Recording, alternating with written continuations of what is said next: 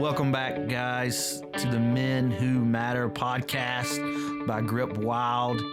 As always, I'm Steve Wisdom, and I have my man, Brandon Baroche, with me again today. What's up? What's up, Steve? Check this out. I brought a few jokes today. Uh-oh. And you're a fishing guy, so you might like these. Some jokage. I like it. Let me hear them. Why didn't Noah do much fishing on the ark? I don't know why. Because he only had 2 worms. Hey, what do you call a fish that won't shut up? What? A big mouth bass.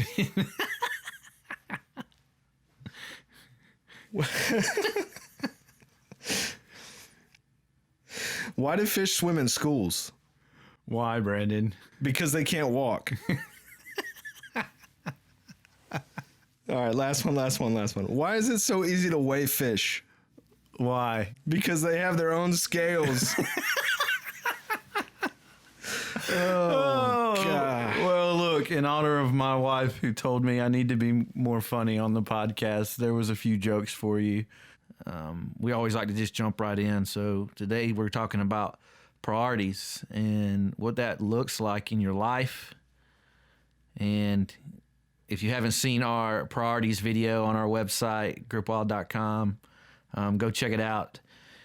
You know, that video is really filmed through the context of prioritizing our lives as fathers and as family men, but there's so many other ways that there's so many ways that priority looks. And we're going to talk a little bit more today about what does it look like to prioritize your life, whether you're a husband, a father, or a 24-year-old single male that is chasing the dream, right? Is trying to establish purpose, trying to understand what their next steps are, just coming out of college or stepping into a new career, or you're 30 and you're kind of feeling uneasy and life's a little shaky right now, and you've weathered some storms but you're really just trying to figure out how do I take my life to the next level? And we know that there is a huge importance in establishing priorities in your life. You've got to lay a foundation in your life to take those next steps. Yeah, I mean, priorities, it's a buzzword around here. It takes many different forms, though. I mean, you locked into a priority list or a to-do list, but priorities are so important because let me say it this way. What is it that you love to do? What is it that you're chasing? What is the most important thing in your life? And how are you making sure that it stays the most important thing in your life? I mean, it's just to live and wish and have an idealistic thought that, oh yeah, marriage is really important in my life, but to not act on that, if I'm not placing myself in situations that display that, if I'm not protecting that, it's really hard for it to live out that way. So what is the most important thing in your life? And how do you structure your life around making sure that it stays at the top of the list? That's right. I mean, we talk about priorities and it could go a number of ways, but I'm going to repeat what you just said. You have to stop and determine what is important to you. Like we all chase goals and chase dreams and try to achieve things based off what is important to us, what we love, what we're inspired by, what we're driven by, what we're called to, right? But you have to stop and you have to be intentional about establishing what's important in your life. And then you can base values and principles and direction off of those things. I mean, we talk about it all the time around here. It's just saying about we're going to live by principle, not by pressure. Right. We're going to live by principles, not by pressure. We're not going to live our lives based off what comes in the door today, what someone says to me, what happens. We're not going to live by the pressures of the world and every day of things just, we live in a chaotic world. And if we don't stop and establish some principles to live by, we'll be like a flag in the wind. We'll be like a boat in the middle of the water with no motor, no rudder, no sail, just wherever the wind blows is where we're going. We have no direction, no intentionality. We don't know where we're going. We don't know what's going to happen.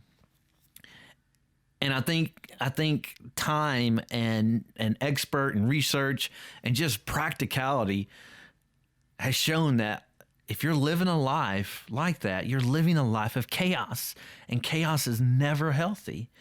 And people, they search and they look and they don't understand, and they don't want things happening to them. They don't know how to respond to things, and they've never stopped and established a foundation, a base of what they're living their life by. And I think it's huge. It's huge. It's if you think about it, I mean, I don't know why this image always comes to my mind when I talk about this, but think about, if you ever seen a cat chasing a red laser, it'll literally run through the wall to try to. but if you look at it, it's funny, right?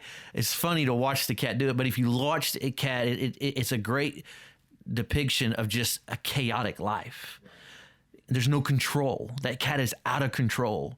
And it's the same thing with so many other areas of our life when we don't establish a base, a foundation. And so what does that look like? What does it look like to have a life that I'm going to live by principles, not by pressure?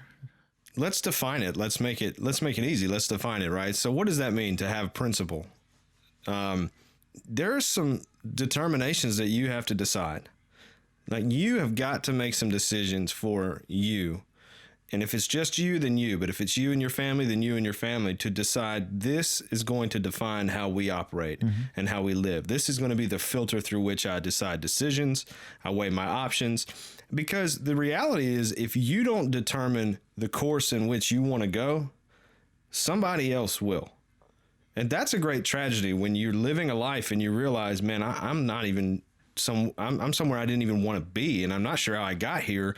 It's just been over time, and decisions and circumstances have impacted me. And granted, we all have things in our lives that we don't control. We've all been through experiences where circumstances have dictated a little bit of our story, and so that's a given. Everybody has that. And having principles doesn't remove you from that scenario, right? The winds can still shift. The weather can change. But when you set out and determine, this is what I want to be about, this is who I want to be, it can set your life on a course. I thought about, in the old world, you had a family crest.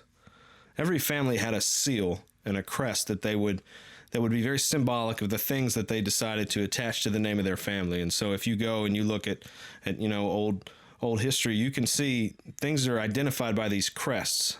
And then when you dig in a little bit to it, every family's crest represented 4 or 5 different characteristics that they as a family had determined this is who we're going to be, whether it was honor or dignity or, commerce, business, however they defined themselves. They would put it into a piece of art, and it would become a constant across their life and in their family. And I think we're missing some of that today because there's this wandering identity. And so our challenge really in this discussion today is to talk about what is it? What's on your crest? What are the things that define you as a man that are going to limit you from everything in the world, but it's going to keep you focused on what you've decided is the priority? What's the most important? I love it. Visualize that. Like, man, it could be the takeaway today if you think, like, build your crest. Like, go home, get off by yourself, get in a quiet spot, and build your crest. What does your family crest look like? And again, like you said, Brandon, there's so many situations where things happen and decisions happen and you didn't see that coming. And man, I thought it was going to work out one way and it didn't. But our point, and we understand that, but our point today is, guys, is we really want you to really hone in and focus on where are the areas in my life that I have not stopped and been intentional about developing priorities within those categories of our of your life. The big picture is what like the crest, the family crest. The big picture is what do I stand for as a man? What are my values? What do I represent day in and day out? How am I going to make decisions day in and day out, whether they're easy or hard decisions, whether they press my integrity or they don't? But then how am I going to step into relationships? How am I going to be a great husband and a loving father? How am I going to handle my finances in a way that not only honors God and stewards the resources that we're given, but that will protect my family in the future? And it's hard. I mean, everything we're saying, once you do it, it doesn't mean it's going to be easy, right? Life is still throwing punches and curveballs. It's still going to be hard, but you've got a playbook, right? You have a playbook that even with, I tell my wife all the time, me and my wife, we ran this exercise in our marriage at one point of establishing a foundation of how we're going to treat each other, how we're going to chase after our marriage and keep our marriage strong. I mean, we built the playbook. We all agreed to it, and we established, we engaged in it. And early on in that process, I mean, we'd run a play and it wouldn't work. And we just throw the book out. They're like, oh, it doesn't work. Just forget about it. And I had to continue to encourage myself and my wife that, look, we sat down, we were intentional about building this playbook of how our marriage is going to look and how we're going to love each other and treat each other and grow together. And we can't throw the playbook out just because the play didn't work. That's right. Right? Yeah. I mean, and so it's the same thing as build a playbook, but life's still coming at you. And so, but if you have a playbook, if you have a reference point, if you have a foundation, if you have an anchor in your life, even when the storms come, even when it doesn't go like you hope, even when, man, you give it all you got and it didn't work, you're not tumbling down the hillside into utter darkness. You still have a foundation, and you hold on to that foundation. And I think if we're willing to do that, and it's going to take intentionality, guys, like you're going to have to stop, slow down, and focus on what matters to you. But I think if we do, I know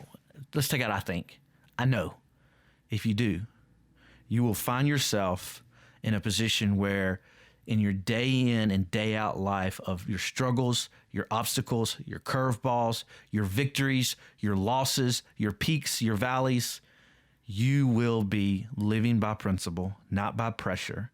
And if you'll put yourself in that position, you're going to win more. You're going to succeed more. You're going to be fulfilled more. You're going to honor more. You're going to live out a life of significance more often than not. I believe it. So here's the challenge. You've got to decide what are the non-negotiables.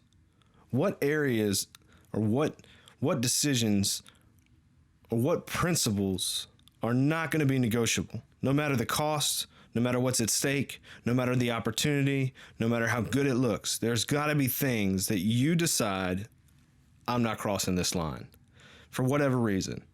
But I think there's 3 areas where you can start to define these non-negotiables, and they're pretty straightforward. The first one is morally.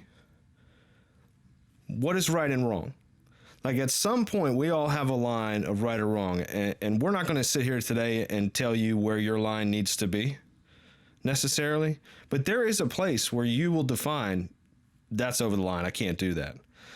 But even more specifically, when it comes to things like all the way down to places you will and will not go, things you will and will not attend, people you will or will not associate with, and even mentally, you've got to make some tough decisions because you've got to maybe make a decision today on a non-negotiable of what am I going to allow in from a consumption standpoint and what am I not? So maybe you need to make some changes on what you're watching, listening to, reading, spending time in, because all these things are affecting your direction. The second area is ethically. And that means we've got to have a non-negotiable attitude about doing what's right no matter the cost. And that means you're going to have to walk away from some things. But walking away from things becomes a lot easier when you've pre-decided. You've defined the non-negotiable to say this is who I am and who I am not. That decision's already made. And the last one is spiritually. What spiritual disciplines have you settled on in your life that are not negotiable? I mean, for me, one of the biggest ones in my world is I've got to make sure that God is first in my life. He's first in my day. He comes before my wife and kids, because my relationship with God affects all of my other relationships. And I've got to keep it at the top, because it's going to inform and shape the way I see other people in my life. So morally, ethically, and spiritually, decide today. Just list a few non-negotiables in each one of those categories, and that'll get you started building this list of priorities. Because here's the truth. As you're going through life, the wind is going to change, and the weather changes, and every day is different. So no matter how well you prepare for whatever you're chasing, you've got to have a foundation, like Steve said. You've got to have that baseline, so that no matter what's going on around you, you can feel confident in continuing to move forward, because you've already pre-decided, hey, these are some non-negotiables I'm not willing to violate.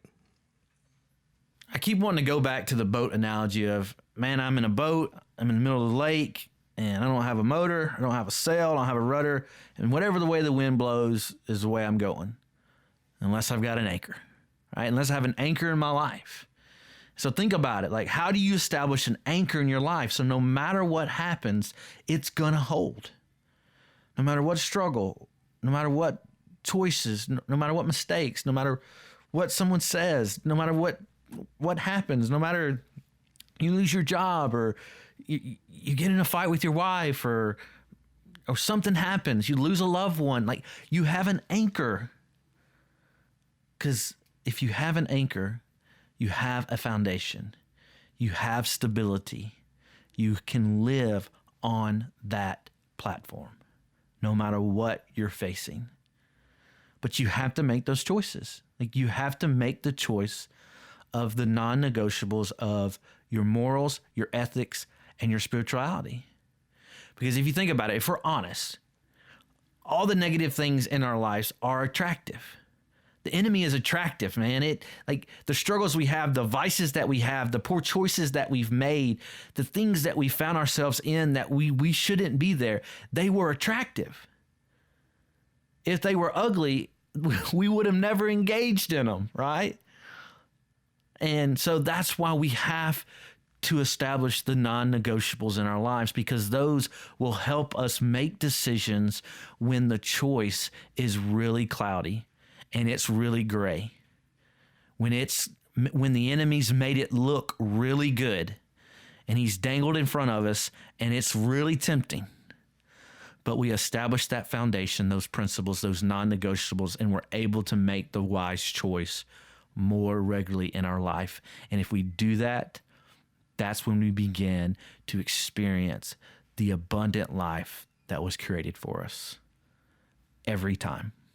If you're listening to this today and this has kind of flipped a switch in you, there is a free resource on our website. It's a PDF. All you have to do is click on it, drop your email address on it, and download this PDF, and it's called the Priority Test. And it is a quick little document that'll kind of help outline some of the stuff that we're talking about today. So just go to gripwild.com. You can scroll all the way down to the bottom, and it'll be right there in bright green. Hey, go follow us on Instagram at gripwild. Check out our website at gripwild.com. There's a lot of encouraging, useful, tangible information on there. It's where we post everything. That's going to do it for us this week. And so until next time, remember, you are a man who matters. Go win the day.